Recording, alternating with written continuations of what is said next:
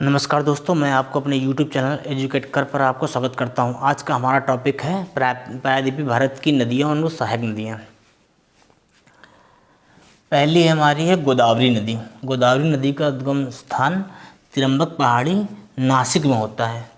गोदावरी नदी की उत्पत्ति त्र्यंबक की पहाड़ियों से होती है जो नासिक में है, महाराष्ट्र के नासिक में है। गोदावरी नदी की लंबाई 1465 किलोमीटर है।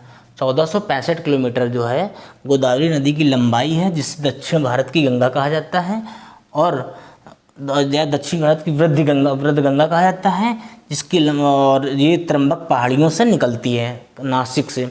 इसकी सहायक नदियाँ कौन सी हैं? सहायक नदियाँ पहली आपकी प्रवरा, दूसरी पूर्णा, तीसरी है वेनगंगा, चौथी है पेनगंगा। इन वेनगंगा और पेनगंगा मिलने से प्राणहिता का निर्माण होता है। प्राणहिता, ये आपकी इंद्रावती, ये आपकी वर्धा और ये आपकी मंजरा। ये 8 नदियाँ आपकी गोदावरी की सहायक नदियाँ हैं। अब इनके बारे में देखते हैं।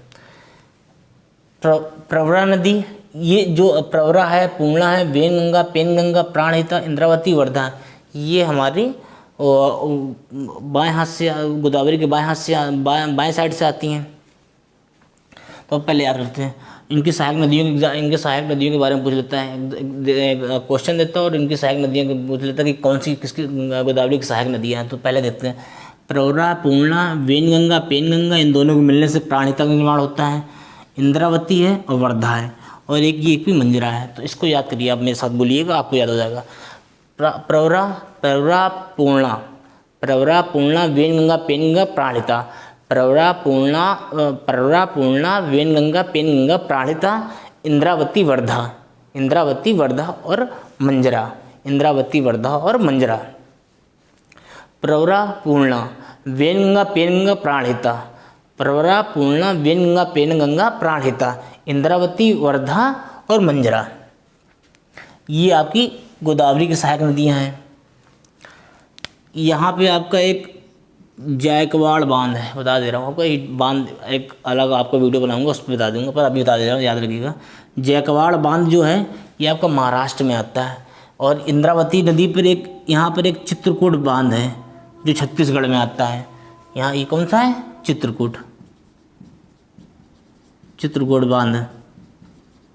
यहाँ आपका जायकवाड़ बांध, ठीक है। ये आपकी ये है, देखिए सहायक नदी प्रवरा, पूर्णा, वेनगंगा, पेनगंगा, प्राणहिता, इंद्रावती, वर्धा और मंजरा। प्रवरा, पूर्णा, वेनगंगा, पेनगंगा, प्राणहिता, इंद्रावती, वर्धा। याद करिए, मेरे साथ बोलिएगा, आपको याद हो जाएगा। प्रवरा, पूर्णा, वेनगंगा, पेनगंगा, प्राणहिता, इंद्रावती, वर्धा और मंजरा।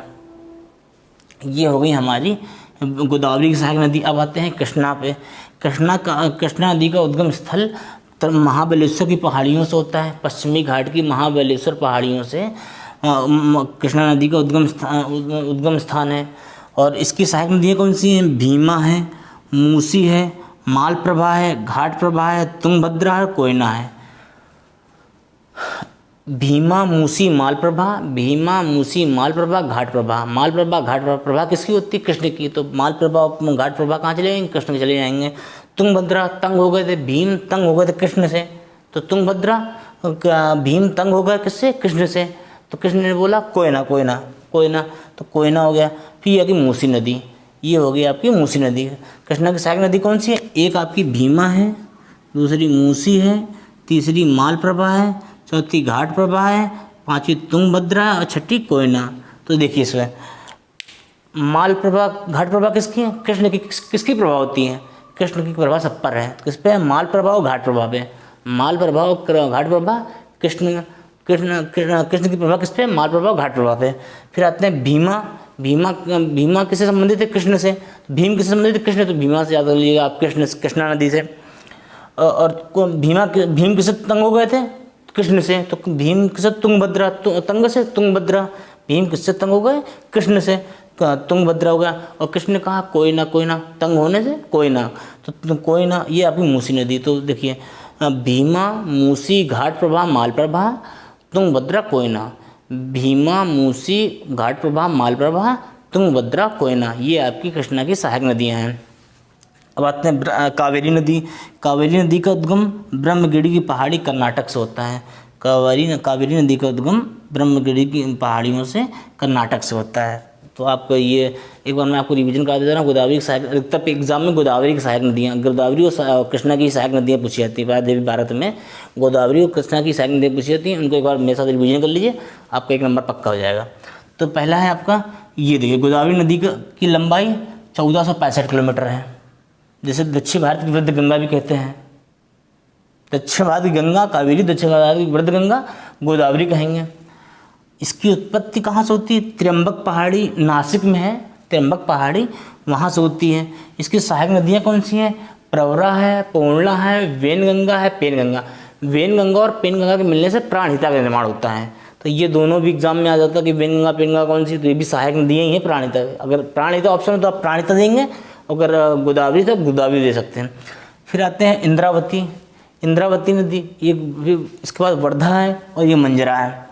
वर्धा और मंजरा, प्रवरा, पूर्णा, वेनगंगा, पेनगंगा, इंद्रावती, वर्धा और मंजरा। कृष्णा अब आते हैं कृष्णा नदी पर। कृष्णा नदी की उत्पत्ति होती है महाबलेश्वर की पहाड़ियों, पश्चिमी घाट की महाबलेश्वर पहाड़ी से महाराष्ट्र में। ये दोनों गोदावरी और कृष्णा दोनों महाराष्ट्र से ही उत्पत्ति होती है इन दोनों की। और ब्रह्मगिरी पहाड़ी से होती है। और इसकी सहायक नदियाँ कौन सी कृष्णा की? भीमा है, मूसी है, घाटप्रभा है, मालप्रभा है, तुंगभद्रा और कोयना है। तो प्रभा किसकी होती है? माल और घाट की होती है। मालप्रभा और घाटप्रभा की प्रभा किस पे होगी? कृष्ण की। मालप्रभा, घाटप्रभा कृष्णा नदी चले जाएंगे। भीमा कृष्णा, भीम किससे है? कृष्ण से संबंधित, तो भीमा भी कृष्णा में चली जाएगी। तंग हो गए कौन? भीम तंग हो गए कृष्ण से, तो तुंगभद्रा भी कृष्णा की सहायक नदी हो गई। और कोयना, कोयना कृष्ण कहा कोयना, तो कोयना भी मूसी नदी, ये तो आपको पता है कि हैदराबाद शहर बसा इस पर सरल है, इसलिए ये भी कृष्णा की सहायक नदी है। और अब आते कावेरी नदी। कावेरी नदी का उद्गम स्थल ब्रह्मगिरी पहाड़ी से होता है। ब्रह्मगिरी पहाड़ियाँ कहाँ पर? कर्नाटक में। धन्यवाद दोस्तों। प्लीज़ मेरे चैनल को शेयर, लाइक एंड सब्सक्राइब करना मत भूलें और रिंग बिल पे क्लिक जरूर करें।